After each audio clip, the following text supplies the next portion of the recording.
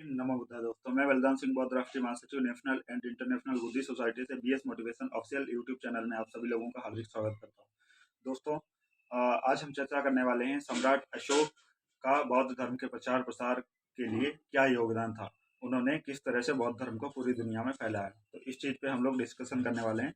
तो topic start करने से पहले सबसे पहले तो आप लोग चैनल को सब्सक्राइब कर लीजिए अगर सब्सक्राइब नहीं किया है, क्योंकि आने वाले वीडियो की हर एक नोटिफिकेशन आपके पास तक सबसे पहले पहुंचेगी।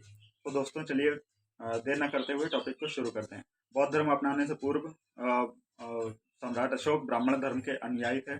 कल्लड़ के अनुसार अशोक पूर्व में शिव भक्त थे। उनके अंदर अन्य राजाओं की तरह जैसे शिकार करना, मांस खाना आदि उनके अंदर व्यसन थे। लेकिन कलिंग युद्ध के बाद अशोक में अद्भुत परिवर्तन आए और उसने बौद्ध धर्म को अपना लिया। उसने युद्ध न करने का निश्चय किया। उसने शिकार व मांस खाना भी बंद कर दिया। दीपवंश और महावंश के अनुसार अशोक को उसके शासन के चौथे वर्ष निग्रोध नामक बौद्ध भिक्षु ने बौद्ध धर्म में दीक्षित किया था। उसके बाद मोगल पुत्र तिस्य के प्रभाव में आकर पूर्ण रूप से सम्राट अशोक बौद्ध हो गए। दिव्य दान उसको बौद्ध बनाने का श्रेय उपगुप्त को देता है। अशोक बौद्ध धर्म अपनाने के बाद बौद्ध तीर्थ स्थलों की यात्रा करने लगे थे। अशोक अपने शासनकाल में 10वें वर्ष सर्वप्रथम बोध गया की यात्रा पर गए थे।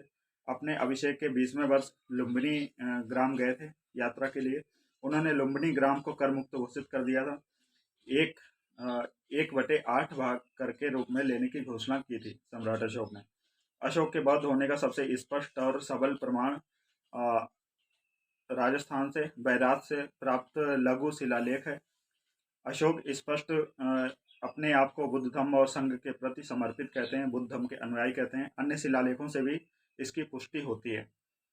तो दोस्तों, सर्वप्रथम अशोक ने धम्म यात्राएं शुरू की। वो लुम्बिनी गए, सारनाथ, श्रावस्ती, कुशीनगर और बौद्ध तीर्थ स्थलों की सम्राट अशोक ने यात्राएं की।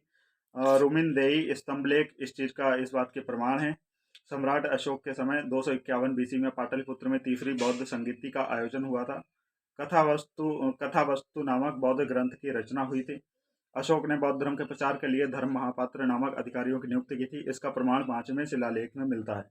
अशोक ने बौद्ध धर्म के प्रचार प्रसार के लिए विदेशों में प्रचारक भेजे थे। महारक्षित, महादेव, सोन, उत्तरा, महेंद्र, संघमित्रा आदि प्रमुख लोग हैं जिनको अशोक ने देश के बाहर भेजा था प्रचार प्रसार के लिए। इसके फलस्वरूप ही बौद्ध धर्म विश्व के अनेक देशों में लोकप्रिय हो गया।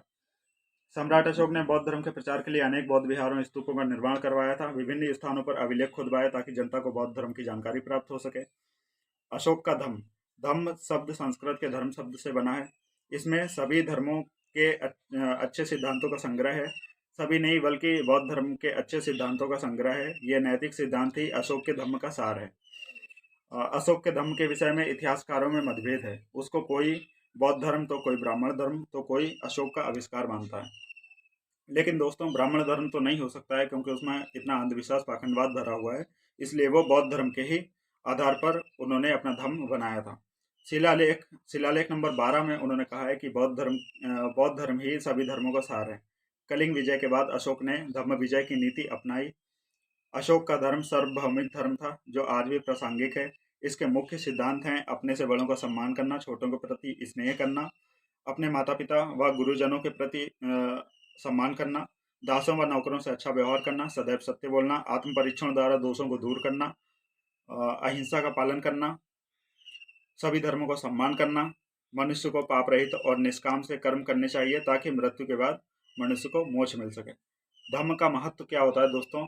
अशोक विश्व इतिहास में प्रथम शासक है जिसने अपनी प्रजा को लौकिक परलौकिक कल्याण का प्रयास किया।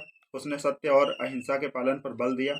उसने लोगों को निष्काम पाप रहित जीवन जीने के लिए प्रेरित किया।